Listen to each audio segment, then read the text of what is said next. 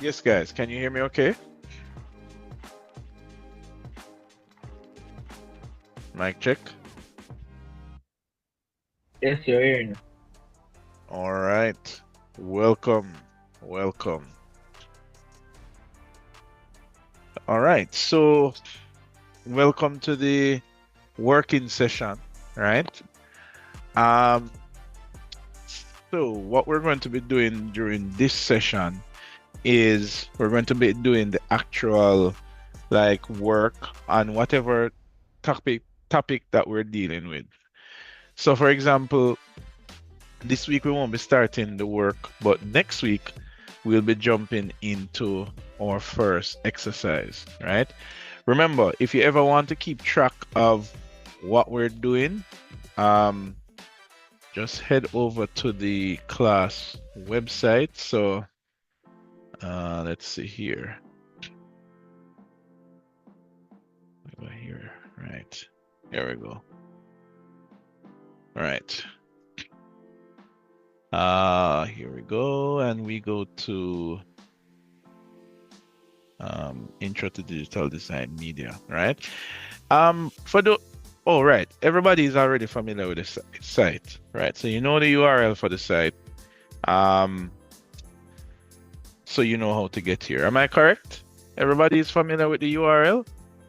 Is there anybody that's wondering how to get to the website?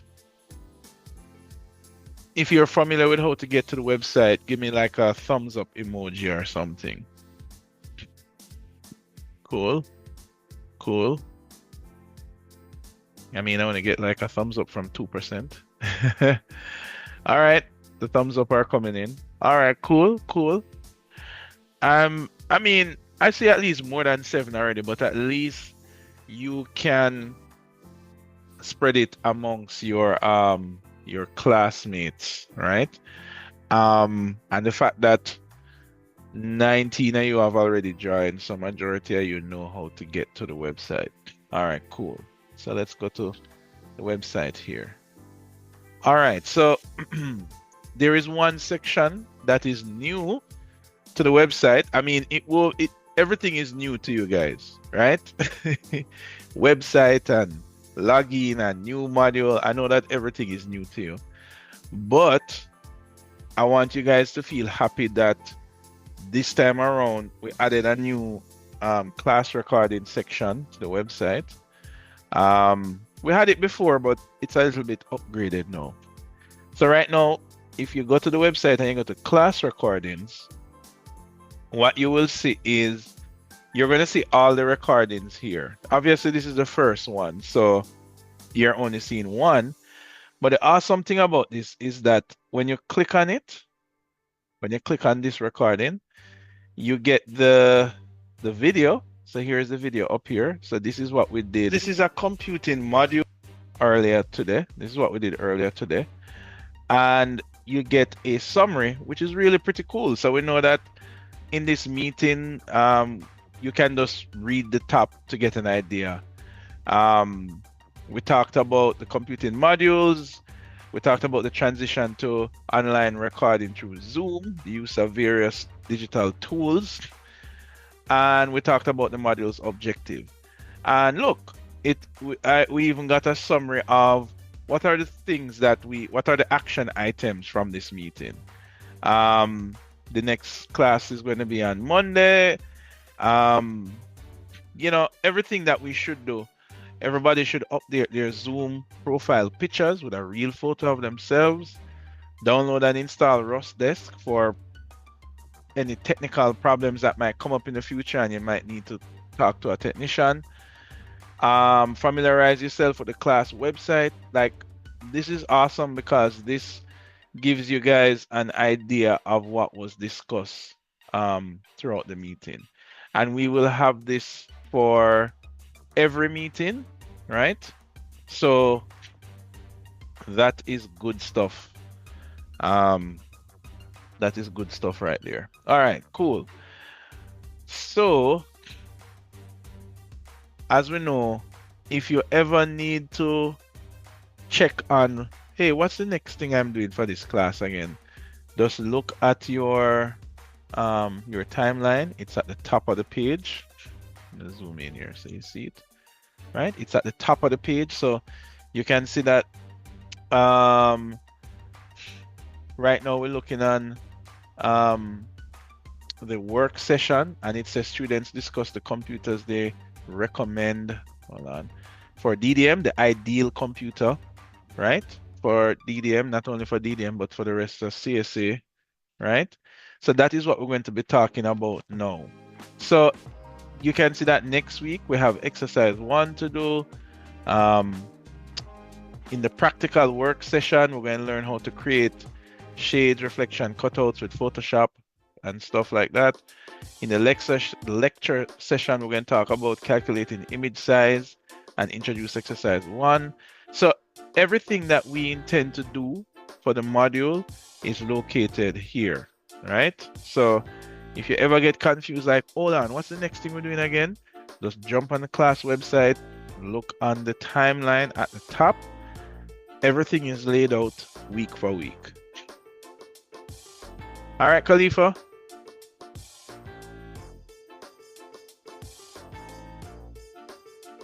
Are you here, Khalifa? Yes, sir. All right, cool. So like I catch you off guard there. All right, guys. So as we're not going to be getting our hands dirty this week, what we're going to look on is I plan to buy everyone here a new computer.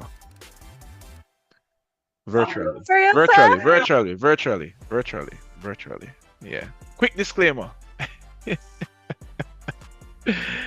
We're going to be talking about computers, talking about the tools for the artists. I wouldn't be able to afford a new computer for you guys, but I'm sure that a lot of begging will happen over the Christmas. What would be great is if you can show your parents or your relatives, maybe you have some relatives overseas, show them the 90 or 100 that you got from this module called DDM and say, hey, look at my grade. You know, if I had a good computer, man, I could maintain this grade for all of my school, right? So indirectly, I'm not really buying you a computer, but I'm giving you the tools so that when you convince whoever is buying a computer for you, you will know what computer to ask for, right? That's the best I can do. I'm sorry, I don't get paid enough to buy everybody a computer. But we're going to talk about how digital artists, as digital artists, we need to know our tools, right? All right, you guys can see the slides clearly? Is there any challenges? Give me a thumbs up if you can see the slides clearly. All right, I get one. All right, I get a couple. Okay, cool. All right, good. So, just like how any person that works with tools know the different types of tools. If you need to mount something on the wall, you know that you need a hammer, you know that you probably need a drill to put up a shelf. All of these things, those are tools that you use. It's the same thing for us in the digital arena, right? We use digital tools all the time. We use all sorts of software, but I'm surprised to know that a lot of us don't know, I would say, enough about the tools that we use. Leon, are you here, Leon?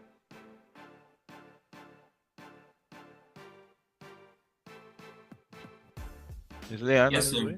Right. So, Leon, let's say that I could afford to buy you a brand new computer. And I said to you, all right, Leon, I'll buy you a computer. I'll spend $1,000 to buy you a computer. What kind of computer you want or you need? Would you be able to tell me, Leon?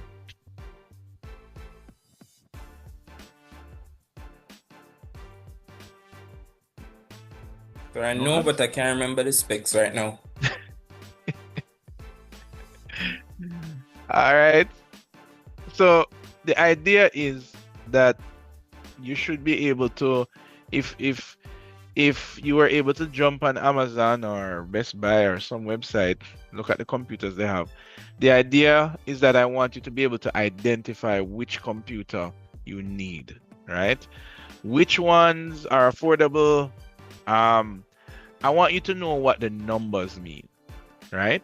So if your auntie from foreign call and say, "Hey, I'm going to go to Best Buy and pick up a computer for you because I hear that you're doing a computing course," and they say, "All right, cool. I'm going to get a i7 with a NVIDIA 4060 GPU and I don't know 256 gigabytes um of solid state um storage with 24 gigabytes of RAM."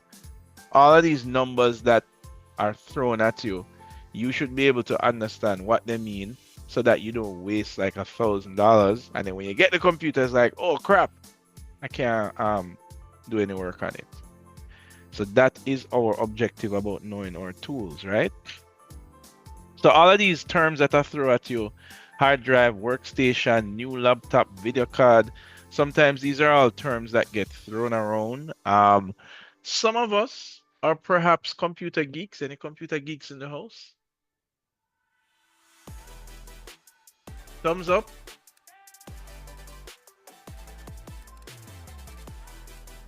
None? Come on, guys. All right, cool. Just one.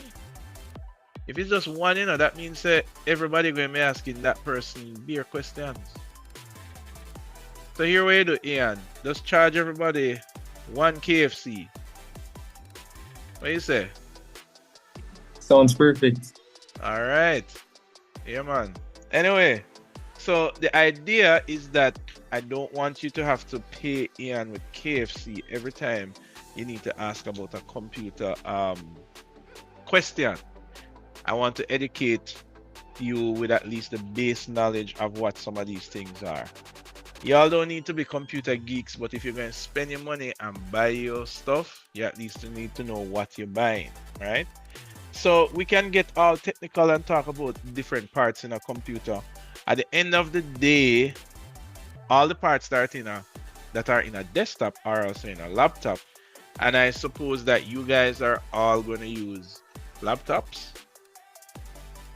I remember in the days of CSA when I used to walk around with a desktop computer and a CRT monitor. Anybody know what's a CRT monitor? Nobody? What's a CRT monitor? Ian, you can't answer, because you don't identify, say you know the thing already. When I big one of them monitor them there. Exactly, the big back monitor them. Because boy, I did love the computer thing, and the laptop them was always weak and I needed more power. So I walked around with a CPU, and in those days LCD screens were expensive, so the CRT, or what we call the big back monitor, was more affordable. So I used to push it around on a trolley in CSA so that I could get the power I needed to render the stuff that I needed to render, right? But nowadays, y'all need to get a laptop. Is there anybody that primarily uses a desktop here? Like, some way? All right, cool. Why am I not surprised, Ian? Anybody else that uses a desktop? Well, to tell you the truth, you guys are going to be starting your computing journey in this module. So maybe you haven't started to use the computer hardcore yet, but trust me, you're going to be needing to using all of these programs, rendering programs and editing programs, and you're going to start to need some computing power, right? So we're going to talk a little bit about the laptop, because that is what pretty much we're all going to get. Now, all of these parts that you see in the computer, I want us to just isolate these 5 words, right? I think the letters are too big for this one. There we go. Right. Good. CPU, RAM, motherboard, GPU, and storage. So there are many other parts that are inside the computer, but these guys here are the main ones you just need to know about, right? And hopefully what I want to do is to kind of demystify it a little bit so that we can know exactly what they are. So I want us to think of storage like a shelf that we store stuff on. Think about the shelving that's in your room or in studio. Where do you put your bags and your stuff? I want you to think of the GPU as an artist, as in somebody who knows to draw, like all of us here. We're like GPUs. We all know how to draw. I want you to think of the CPU as an accountant. So a mathematician, somebody who knows their way around numbers, right? And I want you to think of the RAM as your desk. So for example, if you're working in studio now, you probably have a desk in front of you. Maybe you have a sheet in front of you. Maybe you have some books. So your desk is like your work area. And the motherboard is kind of like the area in which you work, in your room. The studio building itself, if you're still in studio now. By the way, anybody is in studio now, or are you guys home? Or not in studio? Anybody in studio? Yes, sir. Yes, sir. Yes, sir. I'm figuring that because you have a face-to-face class before this, maybe some of you can't make it home in time. So, but that's fine. That's fine. As long as you have your equipment, your computer, you'll be fine. So these are the main components inside a computer, right? Your bookshelf, your mathematician, your artist, your worktop space, like your desk, like this desk that is in front of me now, and the room that you work in, right? Right now, this space that I'm meeting you is kind of like my room, right?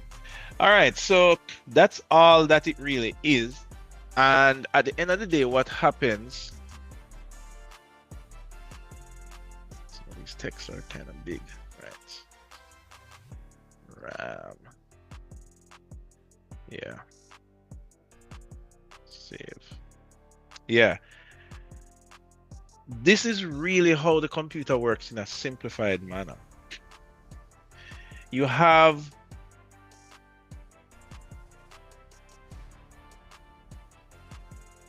I'm just trying to correct some of these fonts. They're a little big, so they keep falling off the letters.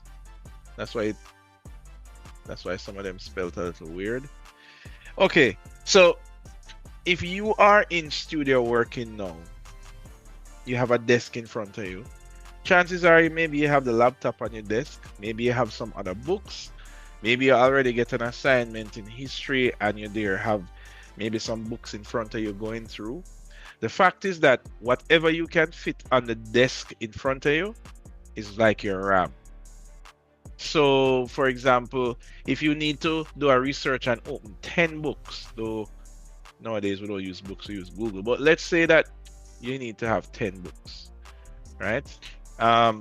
Christina, are you there, Christina?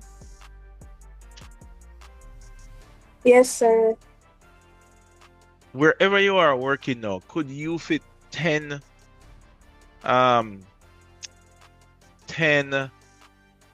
what do you call them? Books. And when I say 10 books, you know the chin book, Christina?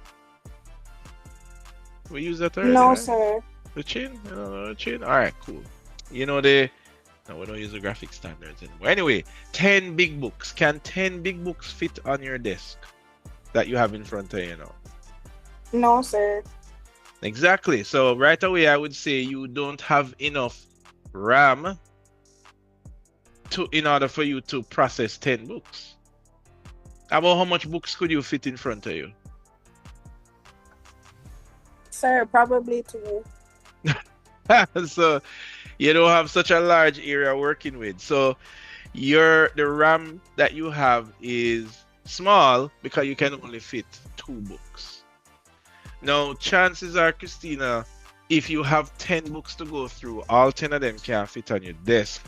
So You need to store them on a shelf somewhere. Maybe you have them stacked up in the corner, hopefully on a shelf or something like that. That is like your storage, right?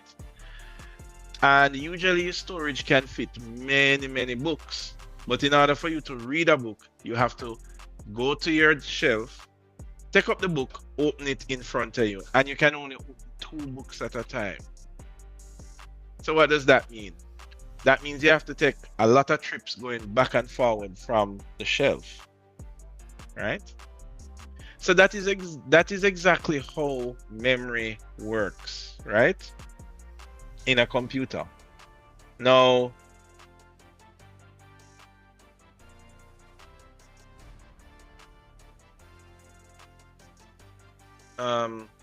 who was that? Oh, right. So like how I have the spotlight on you, Christina. I will continue to ask you some questions here. I'm just correcting these things. All right. So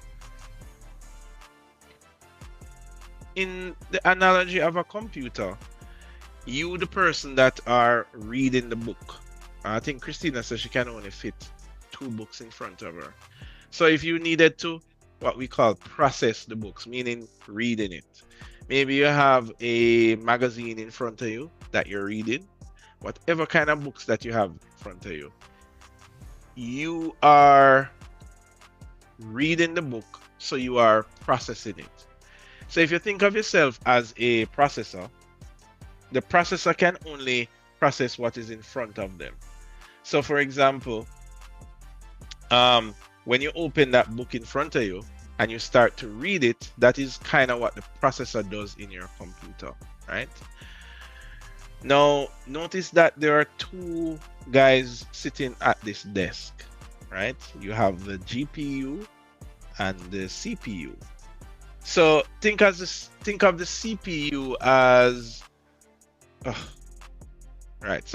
think of the CPU as the person who is able to do a lot of calculation, and the GPU is the artist. So for example, if you were looking at a magazine and you were a mathematician, maybe you could instantly know how much pages are on the screen, how much words are on the screen. Maybe if you saw an image of a building, you could say, oh, this building is about X amount of square foot. And that's because you're a mathematician. If you were an artist and you're looking at that same book, maybe you could tell, oh, this image was rendered using Lumion. Or you could tell this is a hand-drawn image versus a computer-generated image. So what I'm trying to say is that these 2 guys here, the CPU and the GPU, both have different skills. The CPU is great at numbers and calculations, and the GPU is great at graphics. So in our analogy of the computer, these 2 guys here is what crunches most of the data. It is what does most of the processing, right? And the idea is that in the computer that you guys have there now, you have one of these, each of these inside your computer. One is responsible for calculation and the other is responsible for graphics, right? So naturally, if you have a child instead of a grown adult, the child is not able to identify graphical elements as somebody who is grown up and went to university, went to CSA and did all kind of training. I'm simply saying this to say that computers have, let's just call it advanced GPUs, and some of them have baby GPUs, right? Naturally, the advanced ones can do more, right? So most things that we do in any art related field, you need a GPU, right? Because the GPU is like the artist in the computer. They're able to work with graphics. So programs like Lumion or Photoshop or Revit, they all use the GPU, right? So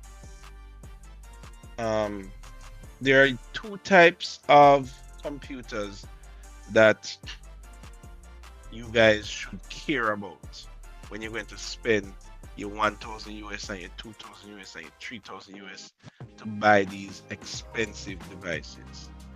You need the one. There are ones that's called discrete, and I want to tell you the names because there's a lot of marketing out there that can confuse us as to the type of computers that we should get. So one is called discrete and one is called integrated. If it says integrated, avoid it like the plague. If it says discrete, that is what you want. Discrete simply means that it has both a CPU and a GPU, right? These two guys that we mentioned here, it have one of him and it have one of him, right? You need two of them. The integrated simply means that it combines the CPU and GPU together, right? Those computers are usually cheaper, thinner. Those computers normally have longer battery life. So you might be thinking about spending your money and you say, oh yeah, but I need battery life. And oh, here is one. It has an integrated GPU. Well, sir, say I need a GPU and it say it have GPU, but it does have the word integrated in front of it. So that means a GPU is a GPU. And the answer to that is no. Definitely not for CSA. And definitely if I'm going to see you next semester in 3D modeling, you're going to need a proper GPU. So, I'm wondering if you guys are following, right? What you say, Matthew? Which computer should you try and get? The one with what?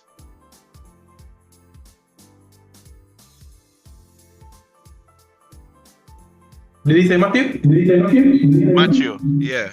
You should try and get which kind of computer?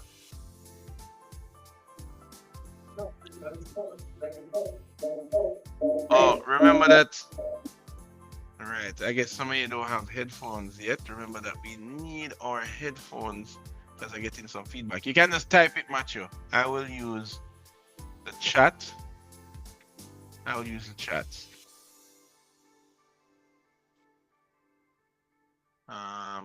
Where are we? We are here.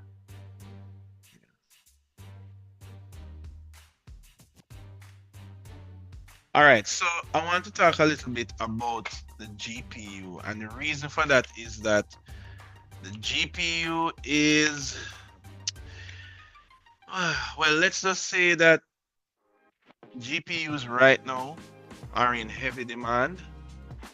They are severely overpriced, and this is why a lot of devices that you're going to be buying is going to be expensive.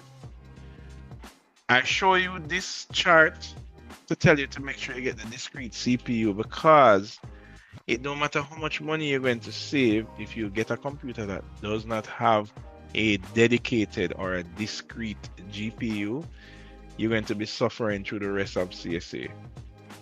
All right. Hold on here. Right, you're going to be suffering through the rest of CSA because you need that GPU. Unfortunately, GPUs are not only used for doing work in CSA and graphical work.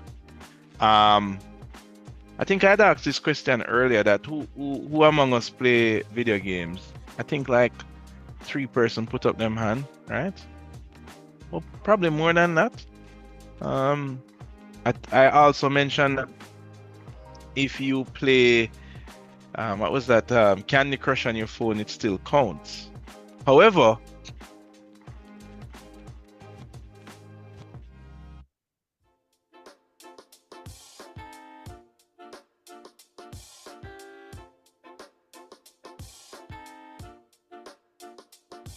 mic check. You guys can hear me okay? Yes, sir. Right. Yes, sir. Right. I'm guessing most of you know about video games You see stuff advertised, you hear about Call of Duty and all of these types of video games. You see people streaming and there's even big what do you call this now? Esports competitions and all of these things. There is a whole industry out there that centers around video games, right?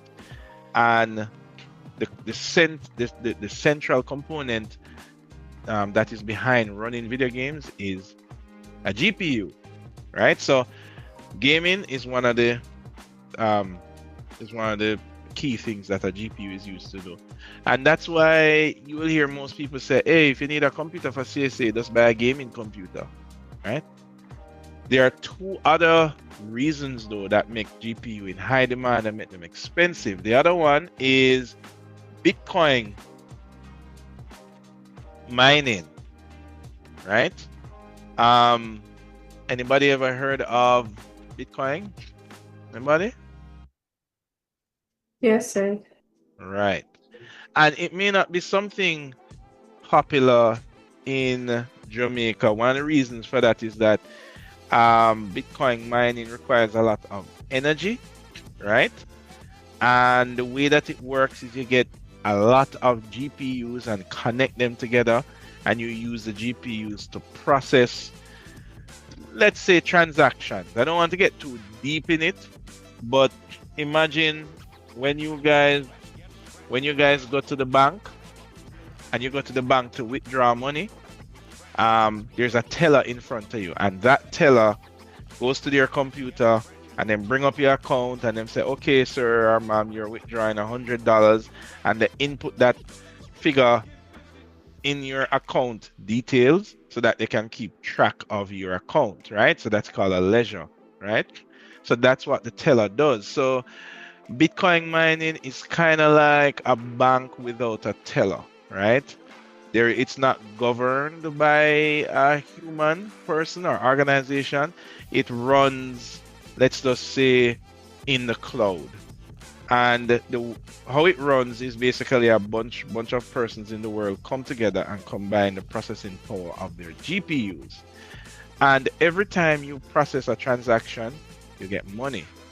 So that's why people get into Bitcoin, because if you are able to process that transaction, just like how the teller will process your transaction,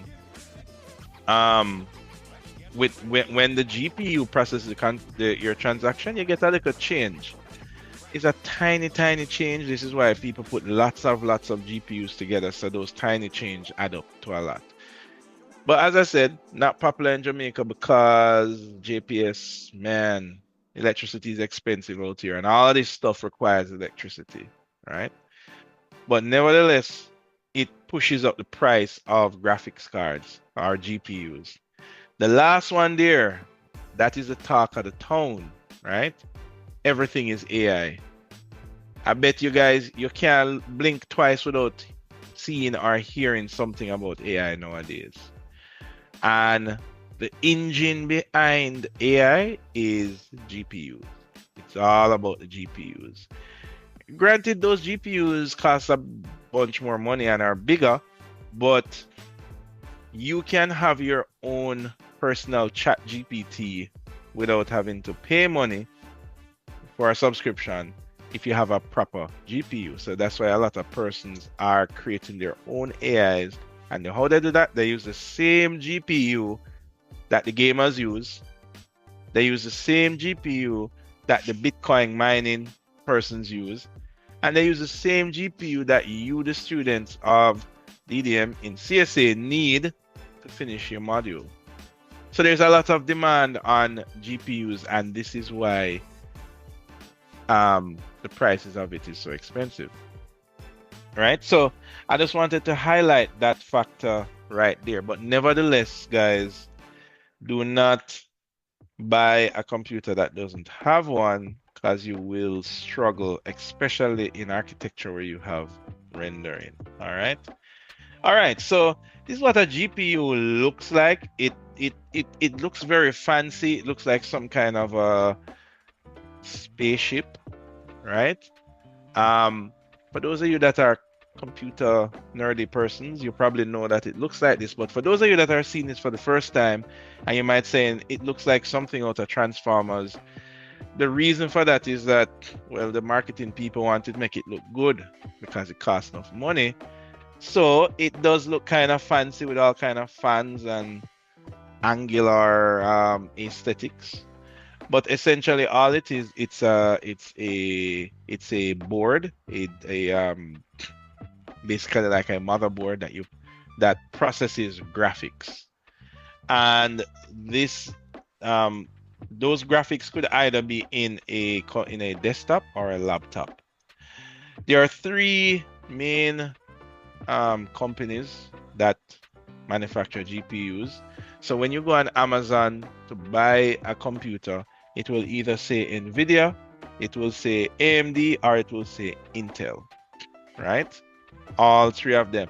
No matter which one you see, remember, you're looking for the ones that are discrete, and the ones that says integrated, you want to avoid those, right? Because that exists amongst these companies. Now, it doesn't matter what the graphics card looks like, the GPU, because for you guys, it's going to be inside the laptop. Like for a desktop, I guess some of you see these pictures online where you see these fancy computers with RGB lights and all this jazz. But for most of you, you're going to have a laptop and the GPU will be inside the laptop.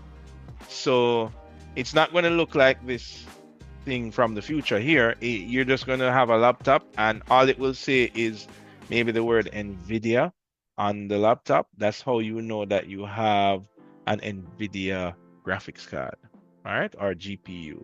Okay. So we're still talking about the GPU. We're going to get into a little bit of the numbers now, but before I do that, I want to bring up Amazon here. Let's bring up Amazon. And I'm not even going to search for anything too overly complicated. I'm just going to say gaming laptop. And here are some gaming laptops, right? Cool. Anywhere from 1,000 US to over 2,000 US, right? Over 2,000 US. But how much Jamaican that? Anybody? Anybody? I think you'd do a quick conversion for it. You don't even have to tell me the right amount. You just have to say enough money. So it's 1,599,000. Did you say 1 million? Yes, What? sir. 1,000 US dollars is 300,000 Jamaican dollars. There you go. Exactly. Right. If it was 1 million, whoo, like, I don't know how we would survive. So, Sir, that's a school fee. That's the cost of our school fee, sir. 2,000. All right. No Yes, kidding. No kidding. All right. So I just typed the word gaming laptop here, and some people do this. Like if you tell your family member that, hey, I need a computer for CSA, and you hear say type gaming laptop, you type it in there, and if you can afford it, you just pick the one at the top of the list. But if you're strapped for cash, you probably say, okay, let me grab this one for 1,000 US. And what I want you guys to know now is, what are you getting for that 1,000 US? So look at this text that you see right here. It says Asus TUF Dash 15.6 FHD 144 Hertz IPS laptop, 4-core Intel i7 1137H NVIDIA GeForce RTX 3050 Ti 8 GB.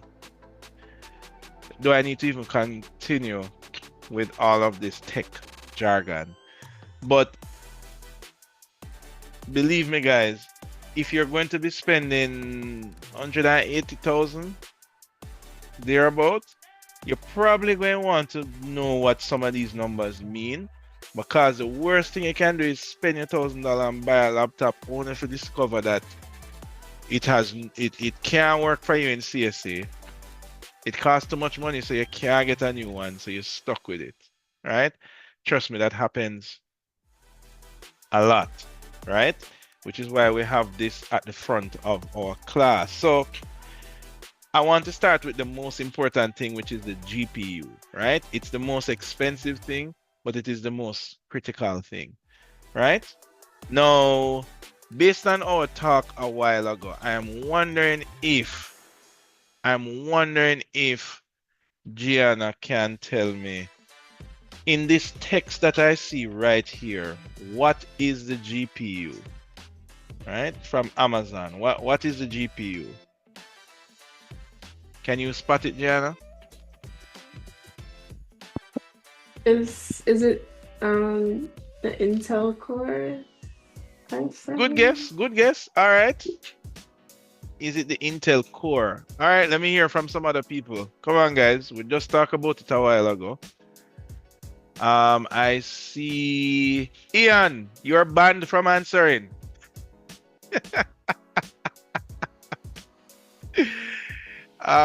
Who else wants to give it a try? Let me call some name. All right. Powell, are you here, Powell? Yes, I am. Where is the GPU in this Amazon description that I see right here? Sir, as in on the laptop? Yeah, this one here, the ASUS, the one that said tough. Okay. Let me zoom in so you can see it good. Yeah. Which part of this tech gibberish here refers to the GPU?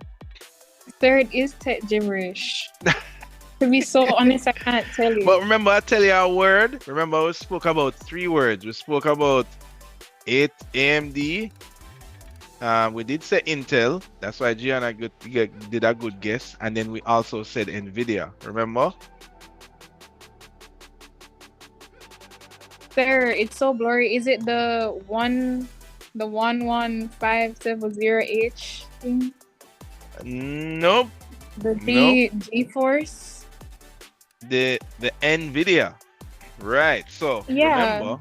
Yeah, man. So you got it on your second guess. Right. Yeah. So remember we said that, okay guys, go back here. Oops, no, I'm going the wrong direction. Right. Remember we said it that there are 3 companies that exist that make this thing called a GPU, and the GPU is one of the most important things that you guys will need for your module. NVIDIA GeForce, that's the top brand, right? The AMD Radeon, that's like second place, and your Intel, right? Ironically, Intel not only makes GPUs, they also make CPU. So that's why sometimes we can get thrown off a little bit. The key thing is that you want to ensure that your computer has a GPU, and there are all kinds of marketing jargons that can be used to kind of disguise whether or not it have a GPU or not, right? Of course, the first thing we get attracted to is the price, but don't let that distract you. So when you go on Amazon and you just type gaming laptop and you click on one of these, you want to be checking for your GPU, right? So in this case, the GPU is going to be the GeForce RTX 3050 Ti 8GB. Ian, is that a good GPU or a bad GPU? That's horrible. All right. Now, I asked Ian whether it's good or not, and he said it's horrible. But if I ask somebody else who maybe is not familiar with these numbers, how would you even know that it's horrible? I mean, it costs $1,000 and it is a gaming laptop. So, but at the same time, Ian said it's horrible, right? But we have to learn how to determine whether something is good or bad ourselves, or else we'll be buying KFC for Ian for the rest of the semester, right? So if I click on this thing here, and I look more on the details here, right? So this says that it is a NVIDIA. Remember, this is the term you're looking for. So NVIDIA GeForce 3050 Ti 8GB, right? So this text here tells you what GPU it has. Now, the 4-core Intel i7 1137H tells you the CPU that it has, right? Yes, I know, a lot of numbers and stuff. But guess what? It sounds more complicated than it is. When you break it down, it's really simple, and I'm going to show you guys how to identify whether the CPU or GPU is good or bad, right? So the first thing I'm going to show you is this little chart here, and you can always take a snapshot of this, keep it in your WhatsApp or something, because this can be your guiding light, so you know whether or not you have a good GPU, right? So I'm going to zoom in here, and I want to show you these numbers, right? So the first thing is that the NVIDIA is the company, right? It's like Toyota Corolla. Toyota is the company, and Corolla is like the type of car, right? So GeForce is like the type of car, to say it in this example. GTX is, think about it as a type of technology. So for example, if I say a Toyota Corolla electric versus a Toyota Corolla EX.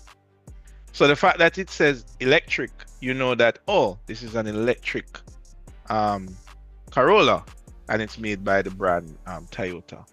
So GTX is like the technology that is in it, right? And this is the more important part that you guys need to know, right?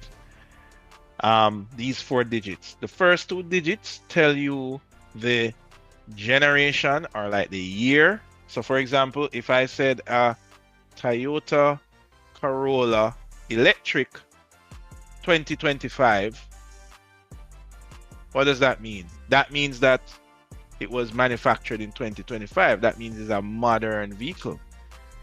Anyhow, we drive a vehicle that is older than 2020?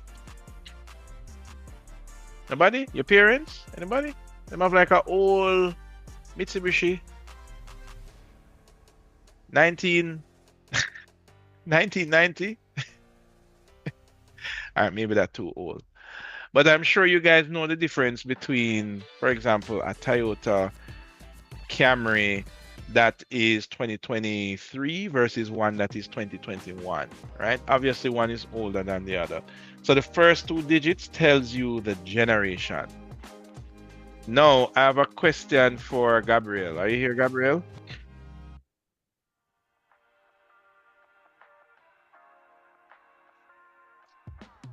Gabriel? What are we doing on today? Okay. All right. Gabriel is here in message. So, Gabriel, if I have Gabriel, what kind of car is the most familiar car to you? Like, maybe one that your parents have, your siblings have, you're driving usually. What's a car that's familiar to you?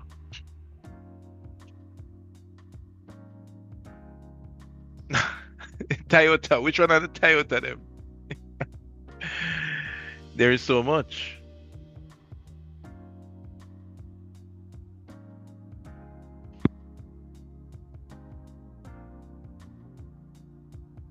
You don't know which one? Pro Box? Technically, everybody driving a Pro Box if you take taxi, right? You must drive in one. Vit. Yeah, man, I know the Vits there, man. They're like the hatchback, right? So let me ask you, Gabriel, which one is faster? A 2023 Vits or a 2021 VITS? Which one is faster?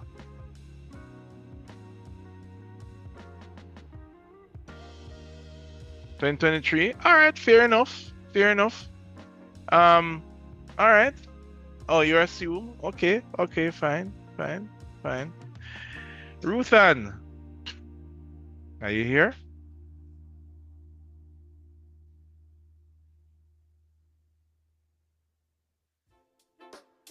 Yes, sir, I'm here.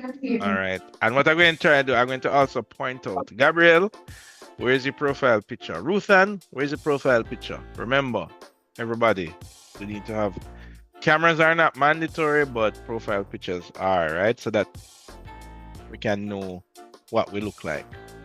So Ruthan, what do you say to that, right? I'm asking Gabriel if a 2023 VIT is faster than a 2021. She said 2023.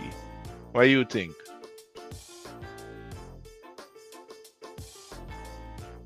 Is the newer car going to be faster than the older car?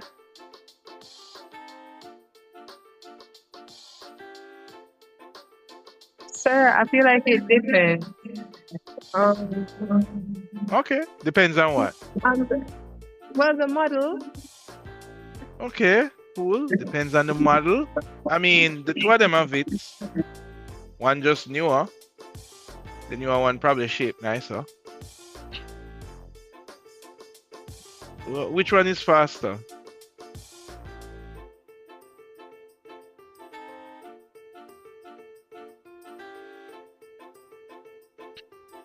Look like you're considering. While you consider, who else want to give it a try? Sir, I don't think you can say it from the year it was made. What do you need to say it Because from? all it matters about like the engine and stuff like that. Aha, Really, the year exactly. it was made. Sir, Yeah, I think it depends on the model, you know, sir. Would I give you an example? yeah, man. Yes, sir. So it would be like a 2025 X1 Mhm. versus a 2023 X6. Yes, sir. We can assume that the X6 is Well, faster. yeah, but in that case, then you have two different models. I was comparing two same. Okay, fine. So I wouldn't be saying. I would be saying two of the X1, one that's newer, one that's older. Which one will be faster? Or two X6. Which one is X6. faster? Right. Would assume the latest one, but it can be modified. So those things play a part into it. True. And as Ian say, he would say, boy, it would depend on the engine. Right? So the reason why I'm bringing this up to you is that when you look on a GeForce GTX 10 and a GeForce GTX 16, remember, the higher the number, the newer it is. But that tells you nothing about the engine. So if you have two X1 and the two of them, one is just older than one, it don't matter. You can't know which one is faster. Maybe one engine is more efficient, it uses less gas, but at the end of the day, what determines how fast it is the horsepower. And the last two digits in the GPU tells you the horsepower. Right? And if you remember nothing, remember the horsepower. Because if your objective is to drive really fast, it doesn't matter the newest car that you buy. If the horsepower is still low, it's still going to be slow. Right? So in GPU world, in NVIDIA GPU world, the lowest you can buy is 50. The highest you can buy is 90. All right, so let me repeat that. This is just with NVIDIA. Everybody have their own rules. The lowest you can buy is 50, meaning that the slowest car in that series that you can buy is going to be a 50. I don't business about the first two digits, right? I'm ignoring the first two digits here. I'm only talking about the last digits. The last digits. These digits tell you the horsepower, how fast the video card is, how fast it will render your scene in Lumion, in Twinmotion, how fast it will zoom and pan when you're using Revit, how fast it will apply an effect when you're using Photoshop. The speed of the GPU is determined by these figures here. The first figures only tell you how new it is. If it just come out last week or it come out 10 years ago, right? So this is the most important thing to remember. So what I'm going to do now, I'm going to swing back to who I asked first. I'd asked Gianna first. Right. So Gianna, I asked you first, what is the GPU? And you made a guess. But now we know what is the GPU in this Amazon post here. We know that it is the GeForce 3050, GeForce RTX 3050 Ti. So Gianna, how fast is this GPU? Remember what we said? What is the slowest? 50, And what is the fastest? 80. 90. Oh, 90? Okay. Right. So just looking at purely horsepower, just horsepower alone, how fast this GPU is, we can see that it has 50. So this is why Ian said, oh, it's horrible. Because Ian knows say the 50 is the slowest, right? So make nobody fool you when you go to buy a computer and you say, oh, it have a NVIDIA thing. So sir say from it have a NVIDIA, good. But what speed does it have? It have a 50. So it means that it's going to be like the computers upstairs. Anybody ever use the computers upstairs to render? Well, probably not yet, but soon. Yeah, soon you might, for whatever reason, need to use the computers upstairs to render. You're going to be like tearing your hair out and like, oh my God. And then when you take a stop, you realize, say, oh, it's because of the video card. All right, so the first two digits tells you the generation, right? So 10, 16, 20, 20. We are on 50, right? This is the generation we are on now. It's like saying a 2025 X6, right? You can't get newer than 2025 because 2026 not come out yet. So in the world of video card for NVIDIA, 50 is what just came out like a couple months ago. 10 is like pre-COVID. Yeah. Pre-COVID? Yeah. Pre-COVID. So about 6 years ago. About that type of age, right? So for CSA, for a computer for CSA, for graphics, you want to get something that is between 30 and 50. Right? Anjay, you here with me, Anjay? Is Anjay here?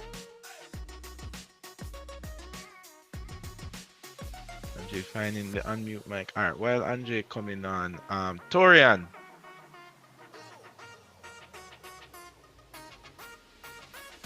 Are you here, Torian?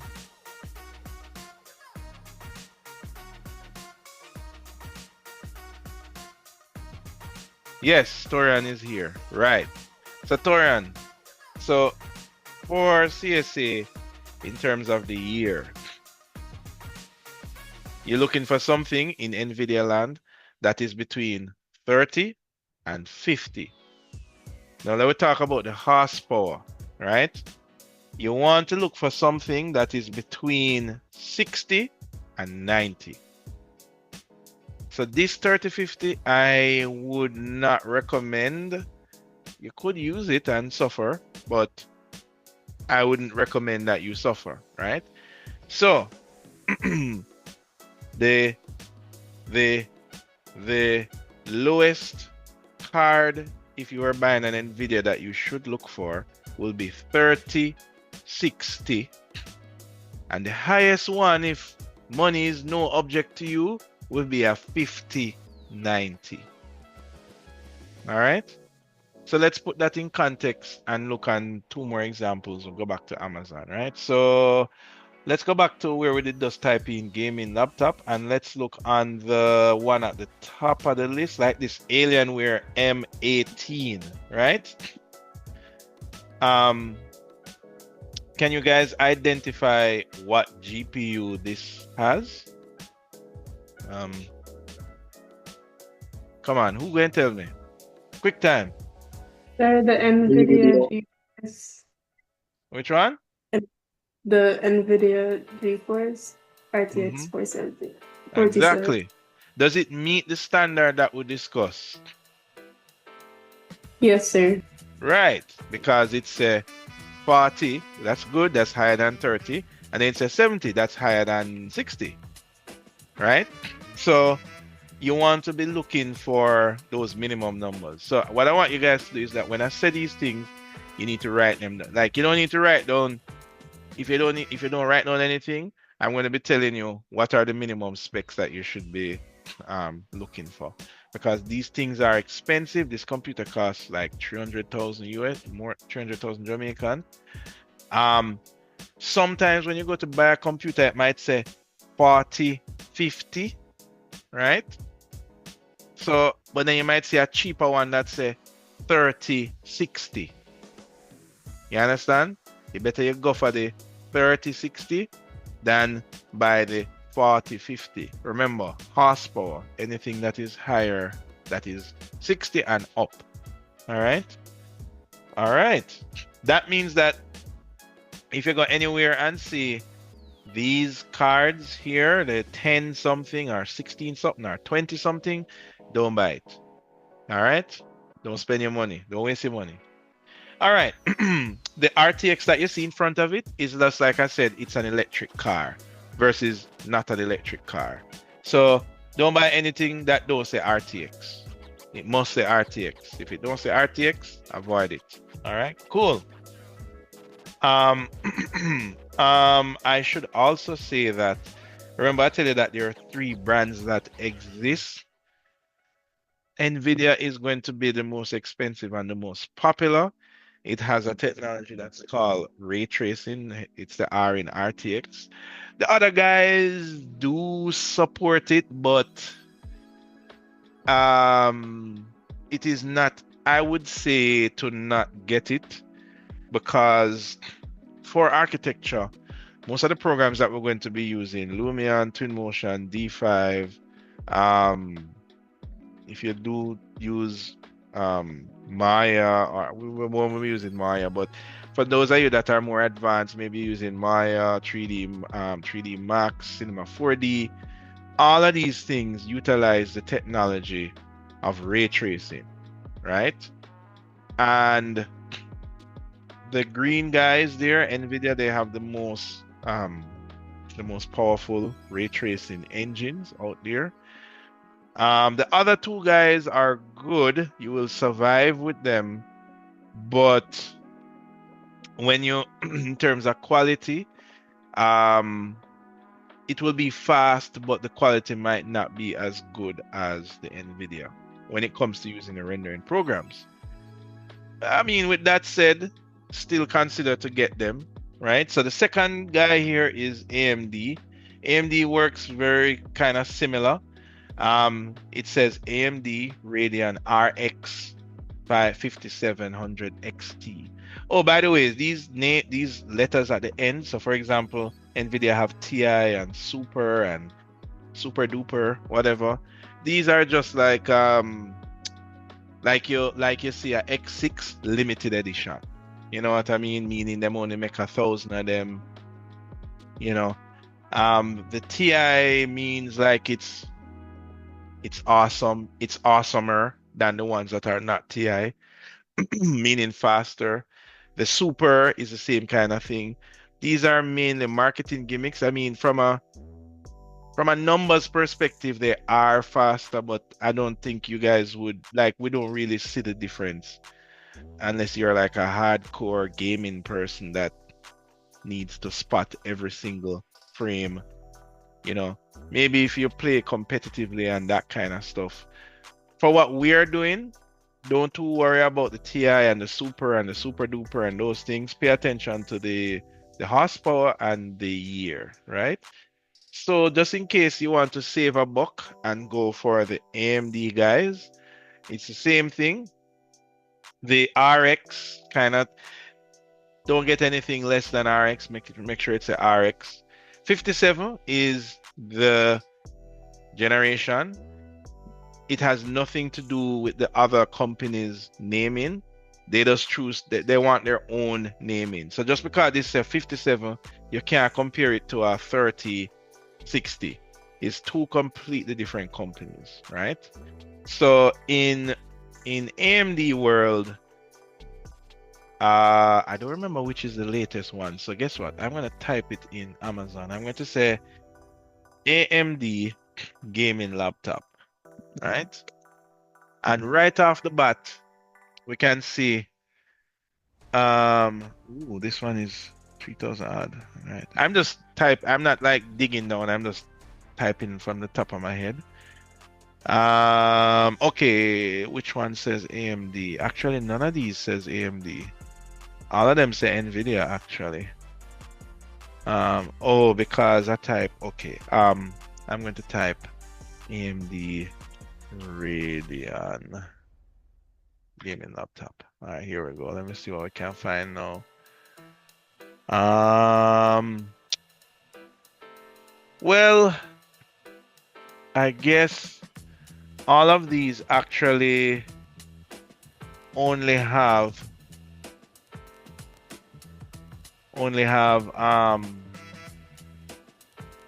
yeah, they don't. Okay, so in the world of AMD, don't buy AMD a computer that has a AMD GPU, right? The reason for that is on the market, AMD can't really compete with the green guys, right?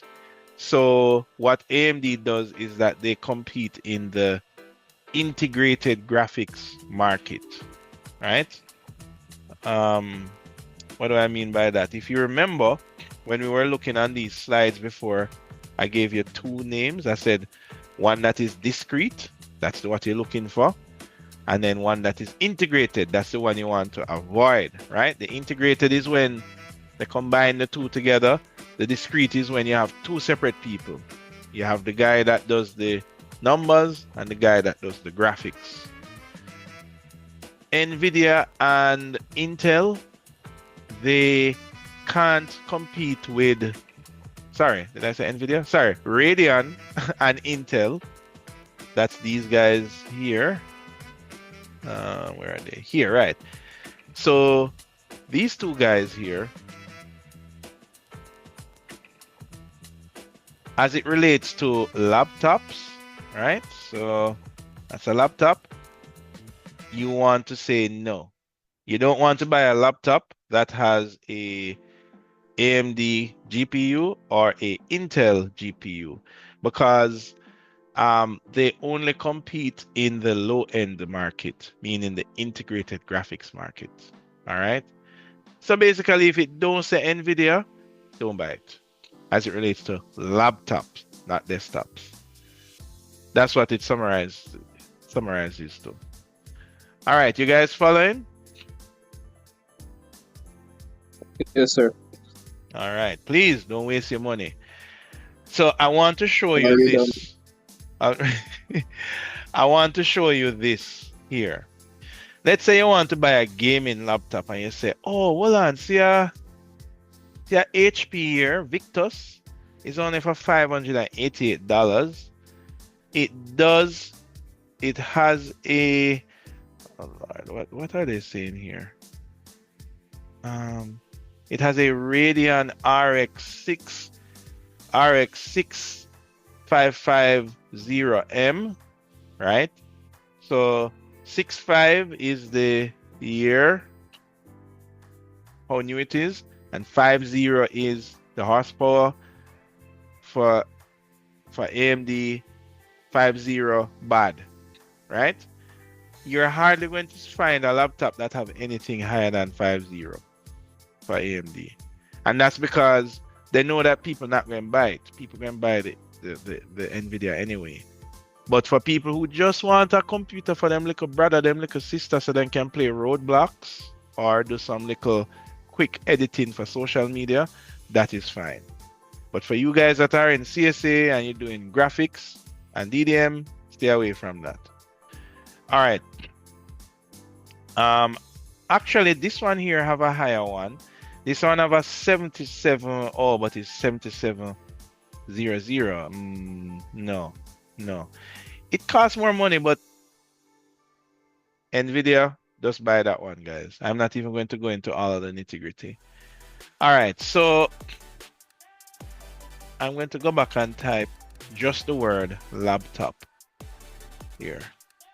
Let's say that you want to buy a laptop, so you just type laptop, and you see a bunch of laptops come up, right?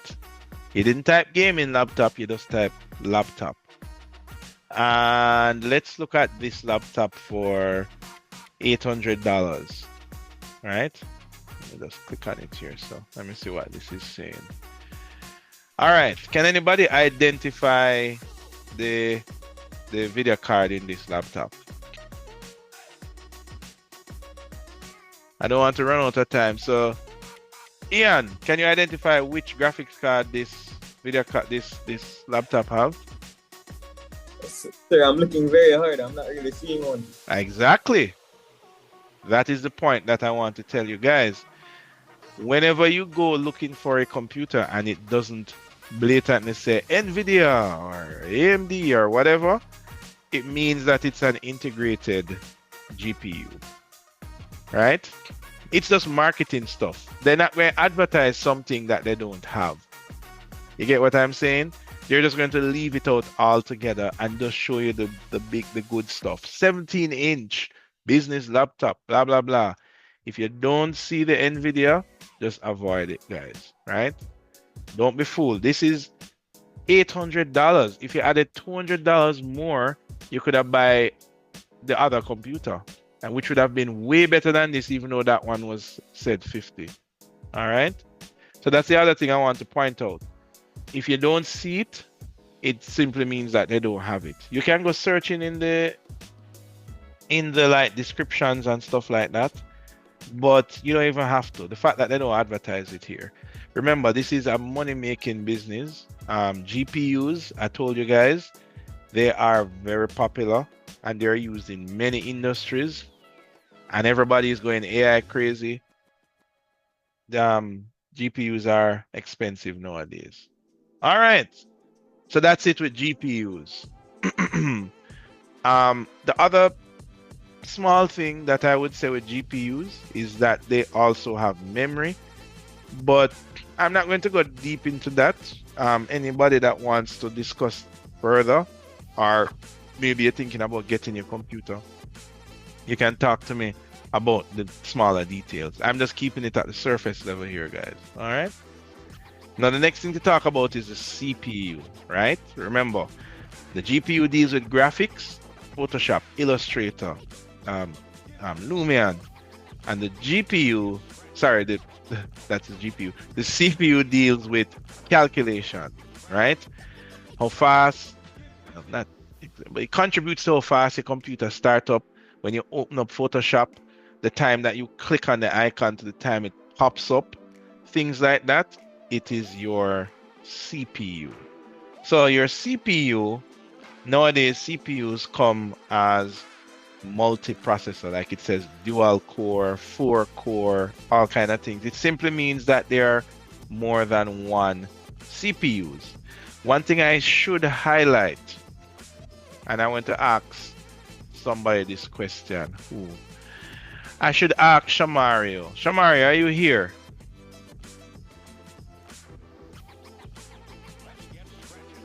Is Shamario here? Yes, sir. Repeat it. All right. Let me ask you a question, Shamar. If you have a book to read, and let's say that it is for an assignment or something, I don't know, for whatever reason, you need to read this book. And I say, okay, I will help you read the book. Both of us will read it. Will that shorten the time for reading the book?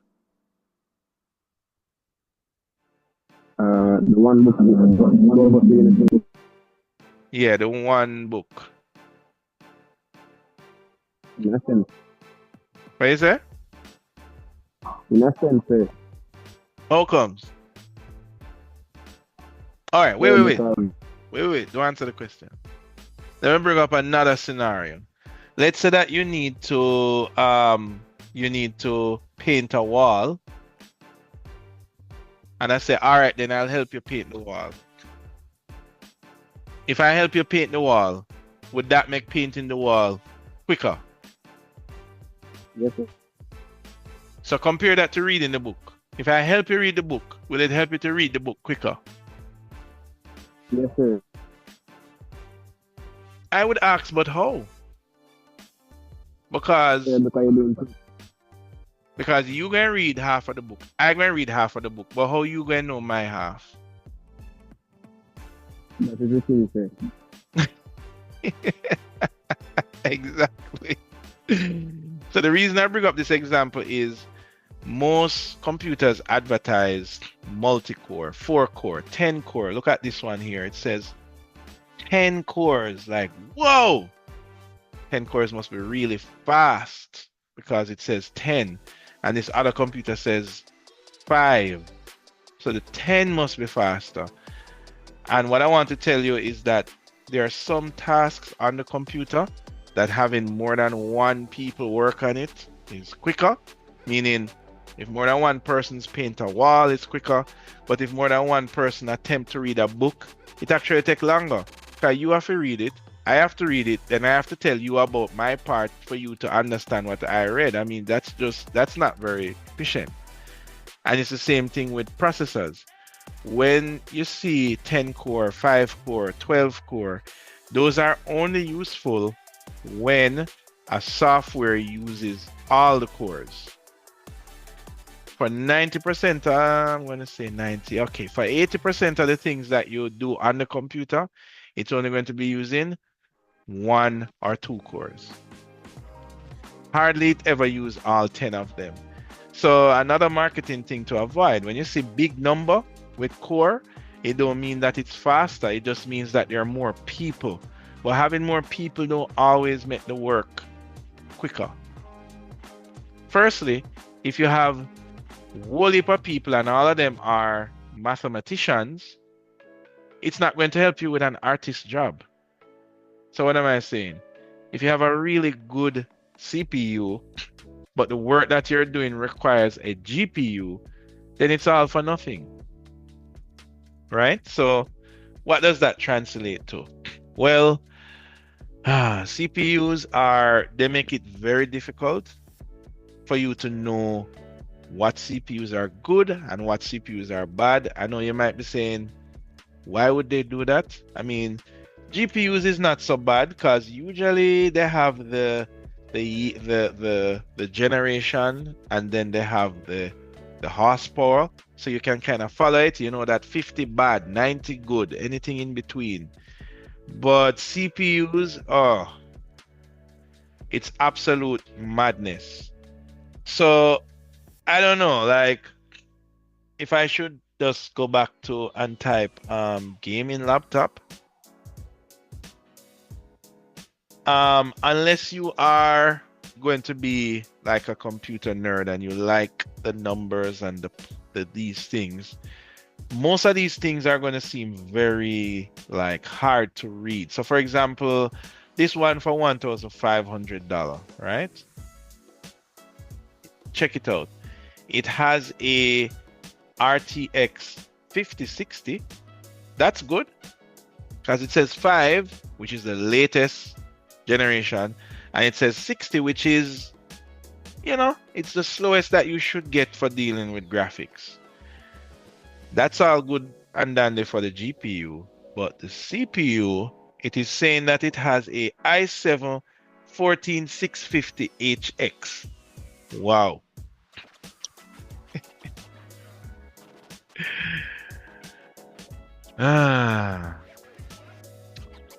So these numbers, in any computer part, usually the first part of the numbers deal with how new something is, and the last part of the numbers deal with how fast it is, usually.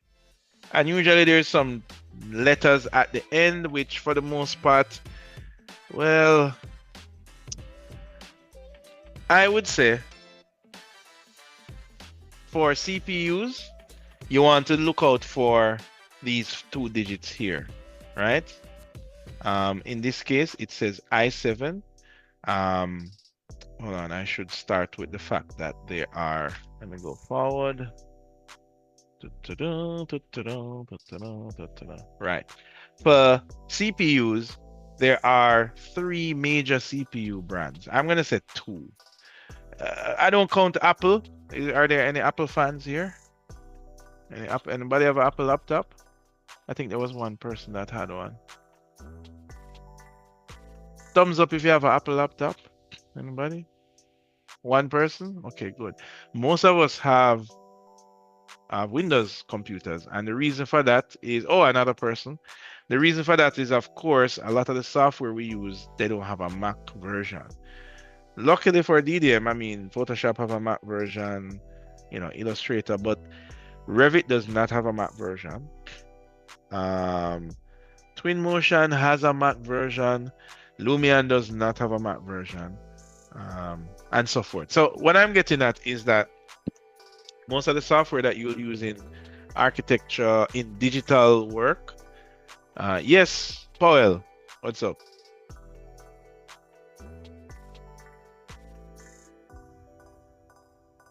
Powell?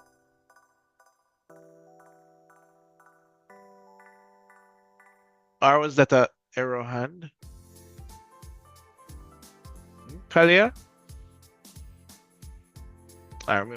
Yes, sir.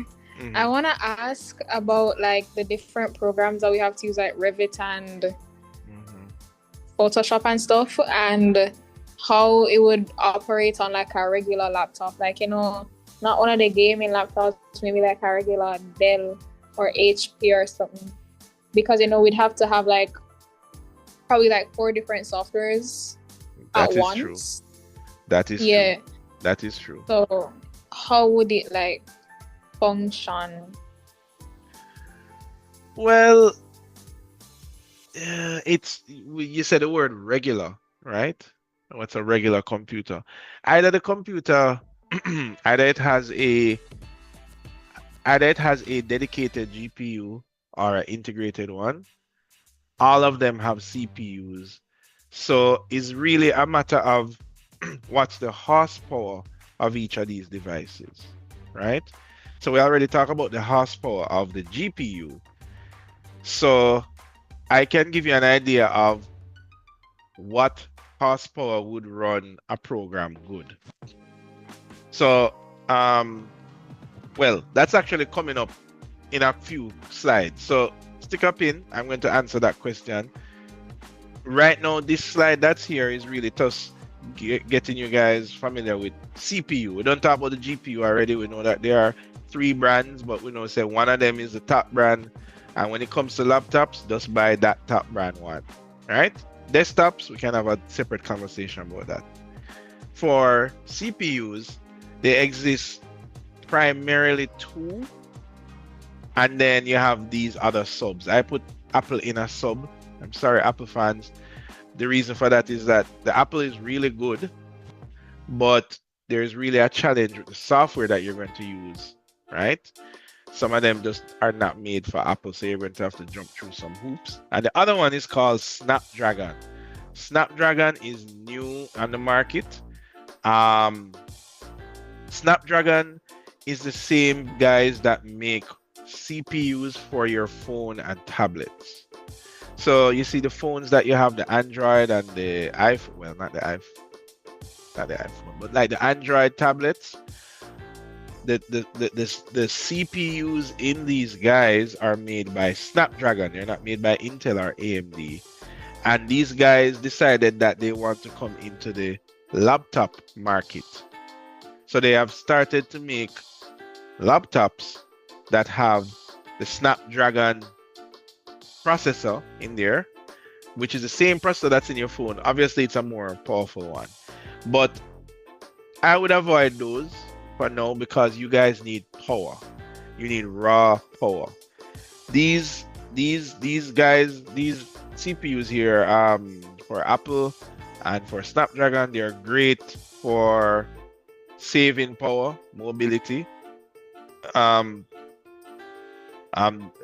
This is the M Apple. Remember, you have two. Well, for those of you who are Apple fans, the newer Apple, which is the M1, M2, M3, M4, those I put in this category. If you have the old school Apple, the Intel one, then those are a part of the two major brands at the top. All right, and basically Apple started to make their own CPUs. That's why they don't use the big boys anymore. They make them own thing. But at the end of the day, that's not really going to help you guys in CSA, or I would argue in architecture. Most of the programs that are made for Intel and AMD CPUs, right? So when you go to buy a computer, it's going to have either a Intel or a AMD. You will see some selling with Snapdragon. Don't buy those. You're going to have compatibility issues. You will see Macs selling. I know they're good, but if you buy a Mac, you know you're going to have some compatibility issues with software. That's just the reality of Mac. So let's stick with these two guys, Intel and AMD. Here we go again with the numbers, right?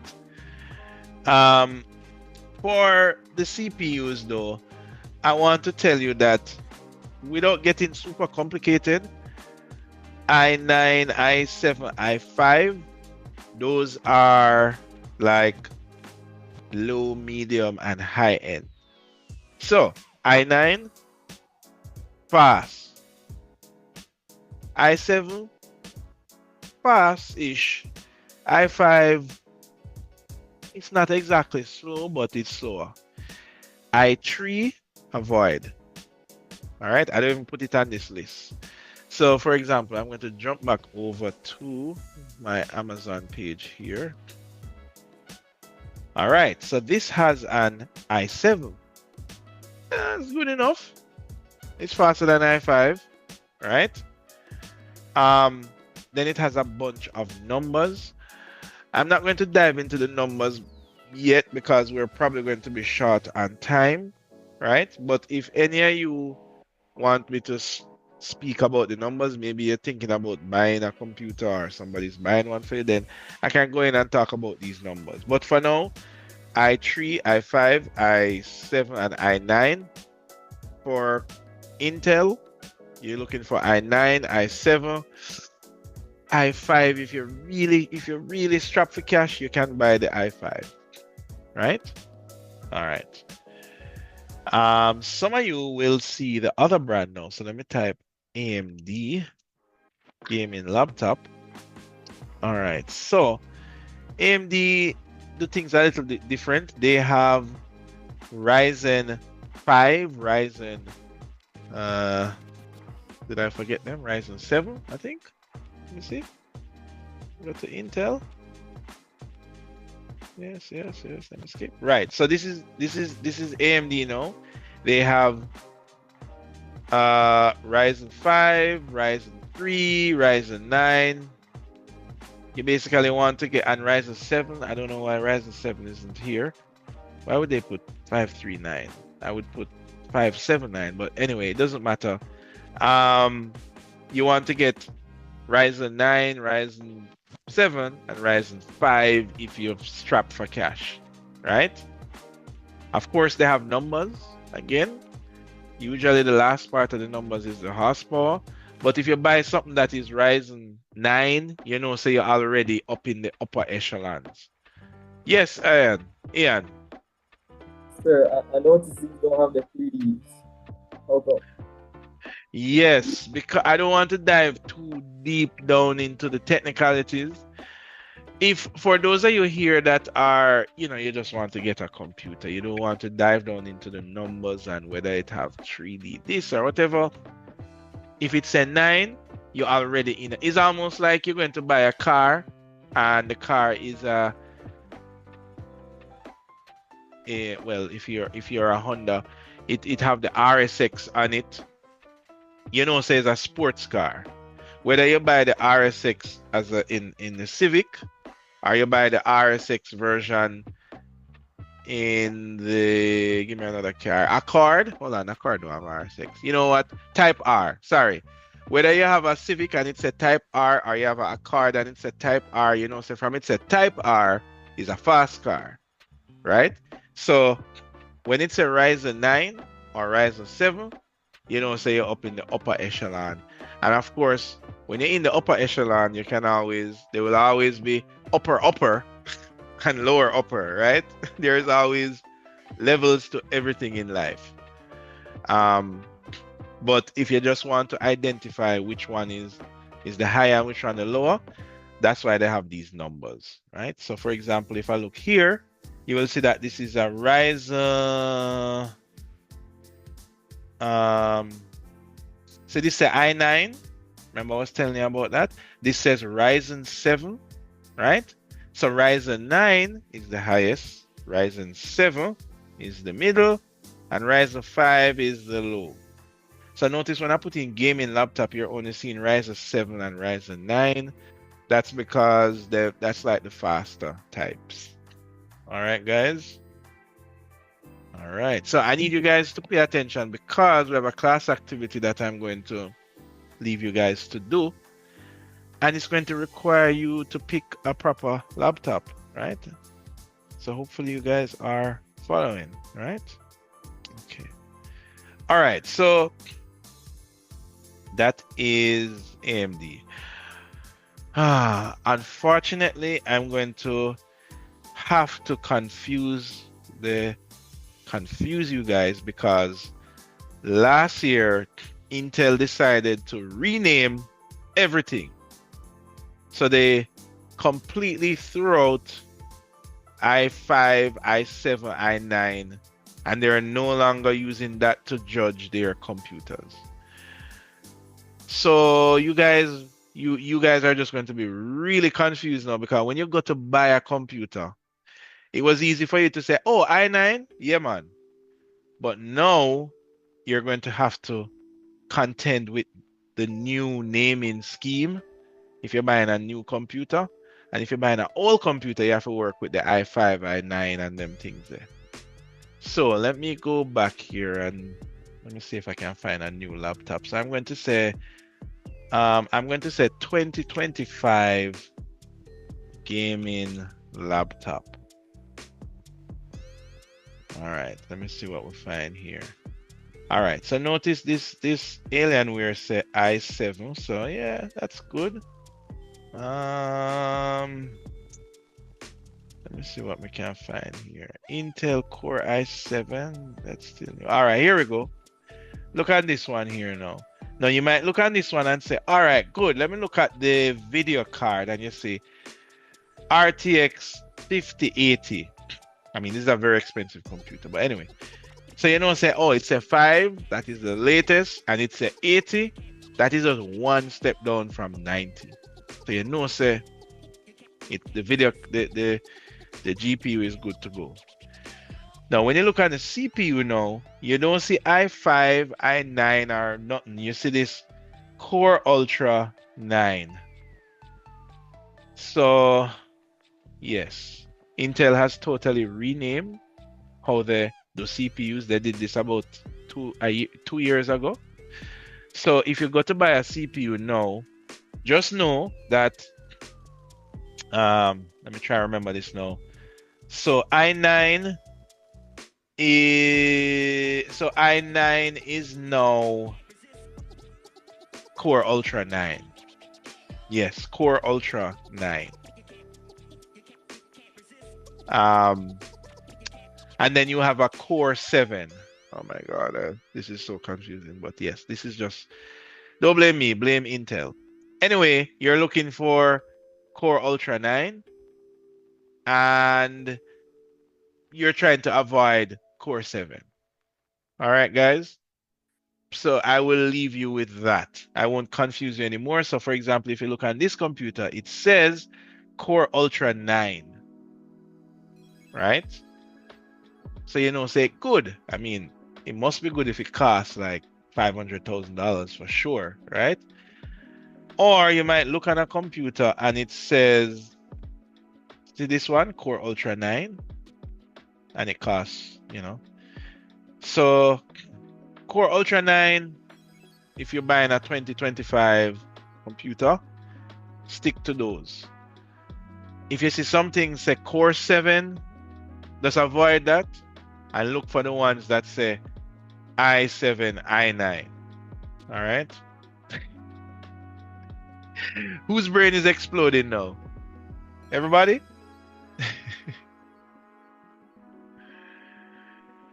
Yes, Raheem. Are you raising your hand or are you telling me that your brain is exploding? Which one? No, sir. My brain's not exploding. It's just a question that I want to ask.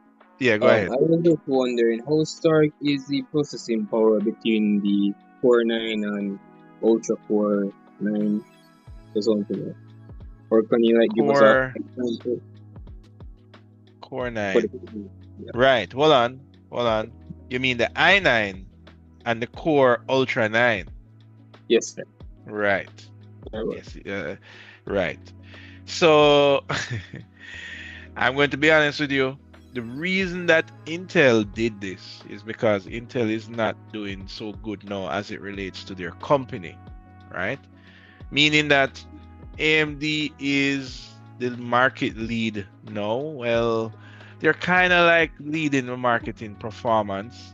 And because of that, Intel renamed their things so that it's hard to kind of answer that question.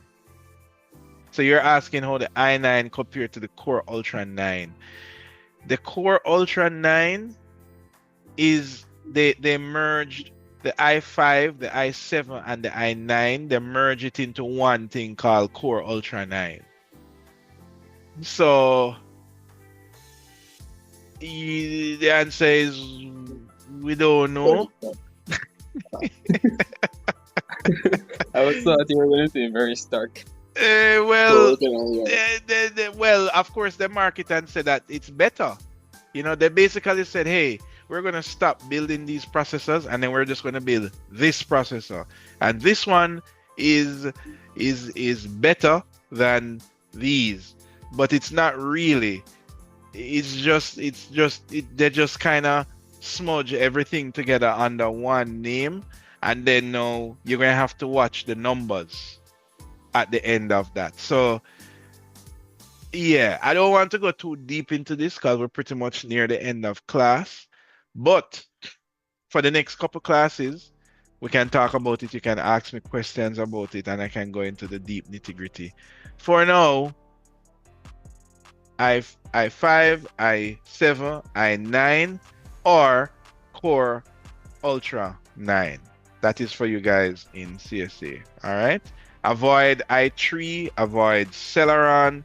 If it don't say i5, I would say just i7, i9. I would try to keep those. The Core Ultra 9 to me is going to be overpriced because it's the latest thing. It came out like a year or so. I would maybe avoid it because I think it's at a premium right now because it's new. So that would be my advice. But if you have the money and you want to get the latest, Core Ultra 9. All right. So that is CPUs, and I'm not going to go into Apple CPUs or Snapdragon CPUs. I'm only talking about the ones that you see every day. All right, so where I leave you with now is, how does all of this apply to the programs that you use? That was a question that was asked a little earlier, right? Now, at the end of the day, I want to talk to you about memory. because look on this guy's table right here. It look kind of full, right? So this is what happens when your memory is full. Remember, your desk area is like your memory. How much books you can hold on your desk is equivalent to how much programs you can run on your computer. So somebody was asking me, oh, I'm going to be using Photoshop, Illustrator, InDesign. What it might mean is that you can't open all of these programs at once. You're going to have to put some of them on a shelf while you open one, and you have to put it back on the shelf while you open another one, because your memory, your RAM, determines how much workspace you have. Now, as it relates to RAM, thank goodness that we don't have to go into what brand and numbers and all of that. With RAM, it's just about how large it is. So, for example, when you look back on this computer on Amazon here, this says that it has, let me click on it. This computer for over $2,000 has, why doesn't it tell me? Oh, it has 16 gigabytes of DDR5 RAM, right? So remember, RAM is this. How much programs can you open at once? Or if you're working in Revit, what's the largest building I can work on? 10 stories, 2 stories, 100 stories? If I'm working in Photoshop, what is the largest document I can print? If I'm working in Word, how many pages can I have in this Word document? All of those things uses RAM, right? So for our conversation, you want to be getting minimum 16 gigabytes of RAM. If you're really strapped for a budget, then 16. No lower than that. If it's lower than that, don't buy the computer yet. You want to be getting 32. And if you're feeling nice, 64. But 32 is the sweet spot. All right. Sometimes you might find a weird deal that's at 24. That's good too. But no lower than 16. I would almost not recommend 16. But sometimes you see some good deals out there that have 16. So like this one says 16 gigabytes of RAM. You know, I mean, it does have a really good video card. And usually with RAM, you can upgrade it later. All right, guys. So RAM, 16 gigs. RAM is the space that you have to work with, right? So if you're ever working on a big, complicated model and your computer does crash, it's because it can't fit in RAM. It's like it can't hold on your desk surface. So that is what RAM is, right? And what happens is that when you run out of RAM, your computer will crash or it will start to move very slow. So imagine this. You buy the fastest GPU on the market, the fastest CPU on the market, but yet still your computer moving slow. And the reason for that is that you can't fit as much things in your RAM. So you have to keep putting it on the shelf, come back, on the shelf, come back. And that is called memory swapping. And that is why it slows up your computer. It's like you have a turbocharged engine, but you're on a road with whole heap of pothole. You know, you just can't go fast, right? Now, the last thing I believe that we want to talk about is your storage. Where do you store all of your stuff? Your programs, your movies, your pictures, your music. You store them on the shelf. And there are 3 types of shelf that exist. You have the turtle, the rabbit, and the rabbit with rockets. And you might be looking at me weird saying, okay, like when I go on Amazon, I don't see a rabbit with rockets. But basically the idea is that there are 3 tiers as it relates to speed with storage. You have one that's called the HDD. You have one that's called the SSD. And you have one that's called the PCIe SSD. I know, it's a mouthful. or some people call it M.2. You know what? Don't call it that. The rightful name is PCIe SSD.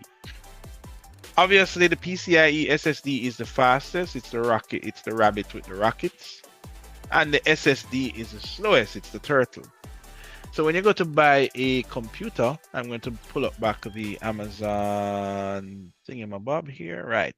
You want to look what type of storage does this have. And if you look here, you will see that it has a 1 TB SSD. Right? So, Gianna, is this the rabbit with the rocket? Or is it just the rabbit? I mean, you know it's not the turtle because it says SSD, but which one of them is it?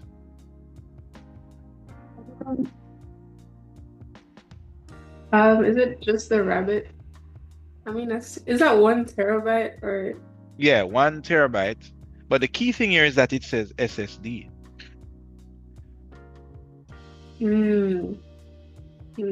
So remember, we have the thing here that says the SSD is the rabbit and the PCIe SSD is the rocket. Now, I don't blame you for not necessarily knowing, because when people advertise, they don't say whether or not it is a PCIe SSD, them just say SSD. So you need to dive down in the details to find out, hold on, is this a PCIe SSD? Is it the rabbit with the rocket, or is it just a SSD? And this is another way that manufacturers will hide what they're actually selling. They would just say SSD. I mean, SSD is good, you know, but I mean, you want the fastest. So you look down in the belly here and you go through, look at the memory, and where do I find this now? And anytime you see them hide something, just know say it's not the best one, right? If it's not blatantly in your face, PCIe SSD is probably not that one, because obviously if the better one is faster, they would have advertised that with you. When they just hide it, it more than likely means say it's not the faster one. Let's see. Hard disk interface, solid state, which is the SS in the SSD, solid state drive. It don't say PCIe SSD, right? So that is how you know you have the rabbit and not the rabbit with the rocket. Let's look on a different one. What about this one here? This one says it has a Gen 4 SSD. Okay, all right. Well, yeah, Gen 4 SSD. All right, so if you scroll down here, so no, let me see additional details. Look at this. It says PCIe. So then put that detail down here, so you know says a PCIe SSD. So you know says a rabbit with the rocket. So what does that mean for you? That means that when you turn on your computer, how quick does it reach to the desktop? When you click on Photoshop, how quick does it open Photoshop? Right? That is what this determines. All right. Now you might be saying, who would buy a computer with the turtle? Because it's slow. But the truth is that you can get much larger drives. That is the HDD. So for example, this computer here, it says that it is a 1 terabyte SSD.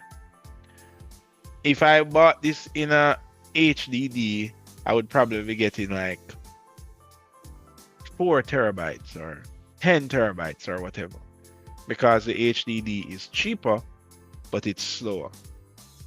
But for CSA purpose, avoid the turtle. Like, avoid it. It don't matter how big the drive is, it's not worth how slow it is. It's very slow. To give you an idea, the SSD is like 5 to 7 times faster than the HDD. And the PCIe is like 3 times faster. So it's faster, but it's, you know. All right, guys. All right. So now you have an idea of the main components of a computer. What I want to leave you with is, how does it affect the programs that we're going to use? Photoshop. So Photoshop requires a very fast storage. What does that mean? You need the rabbit with the rocket. It doesn't require much GPU. So you don't need to kill yourself and get in a 90 series GPU, like a 5090, a 3090, a 4090, because Photoshop doesn't use that much GPU. What about memory? RAM. Photoshop doesn't use a lot of RAM. As a matter of fact, so on 16 gigs of RAM, you will be fine, which I know might be weird. You might be saying, yeah, but I hear when you're doing Photoshop, you need a whole heap of RAM. Well, the truth is that Photoshop uses your storage more than it uses your RAM. What about your CPU? Does Photoshop use lots of cores, or is it all about the speed of the CPU? It's all about the speed. It's all about the speed.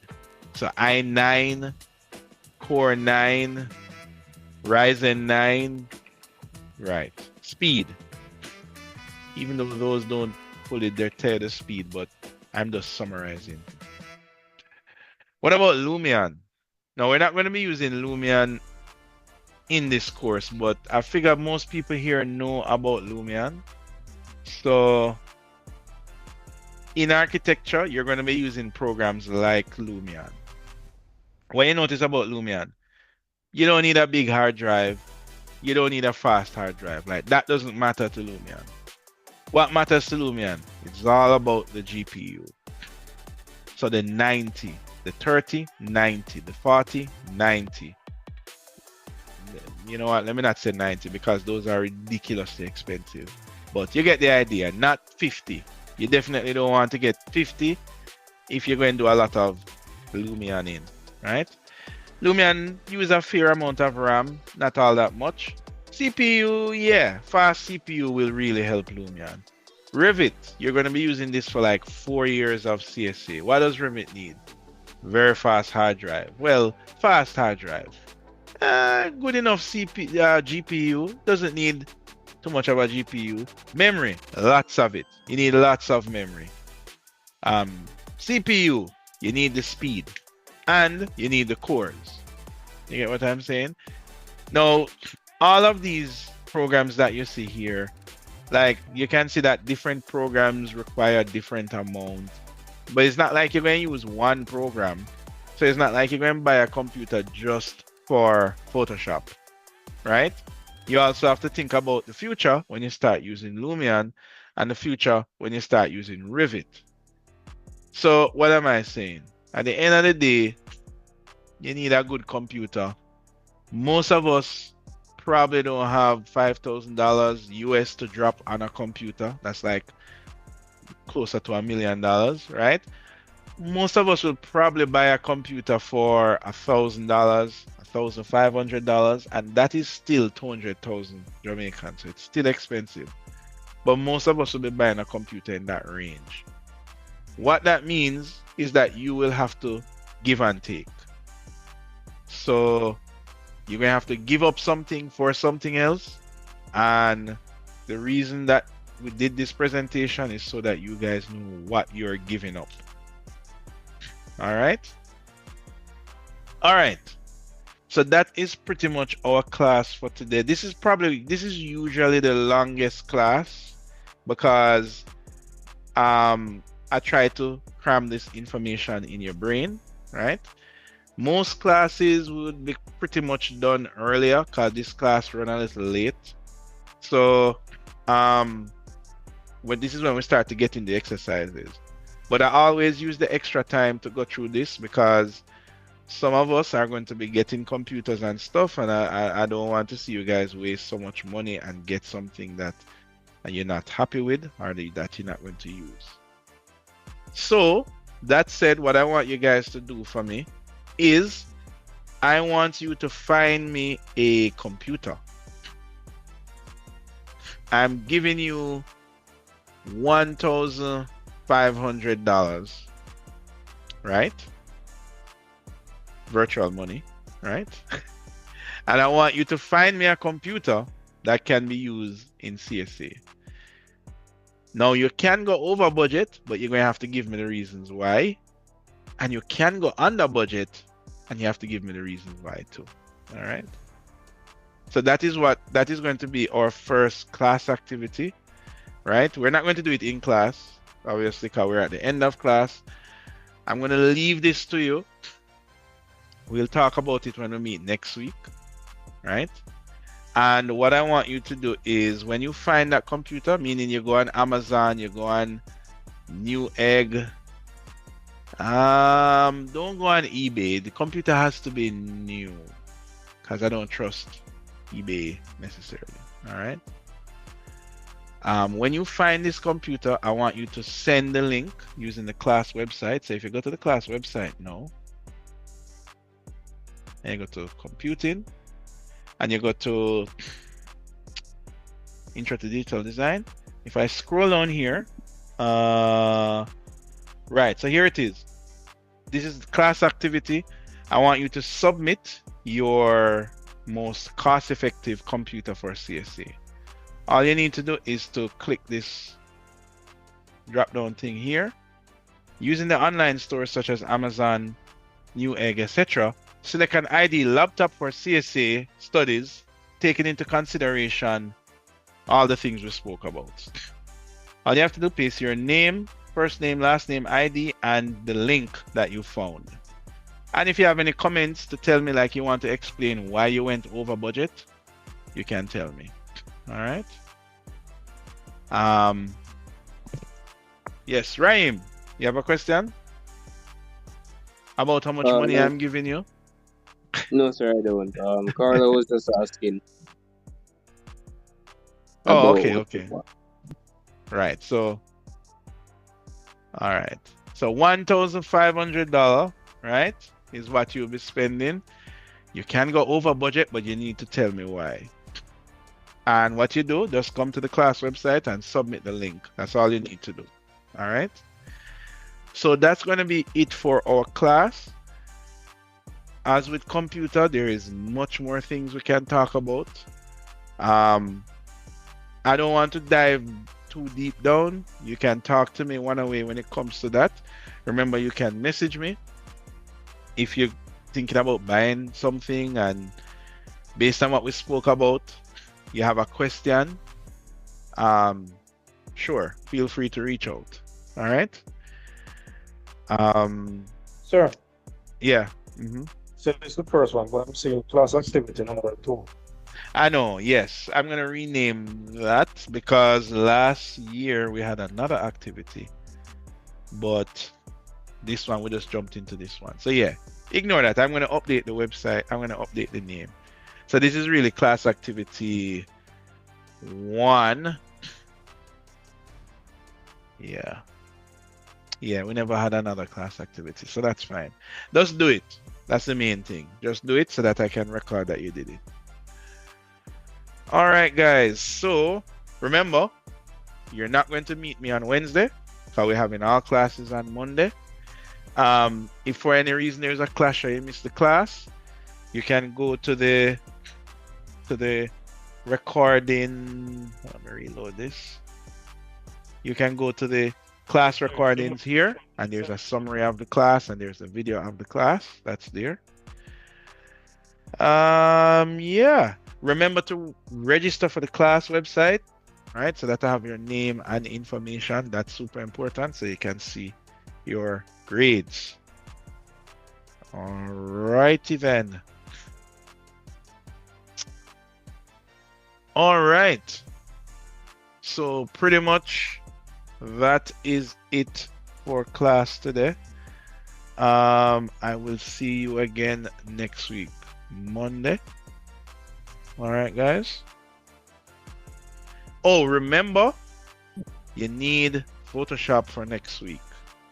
Photoshop is a must. All right.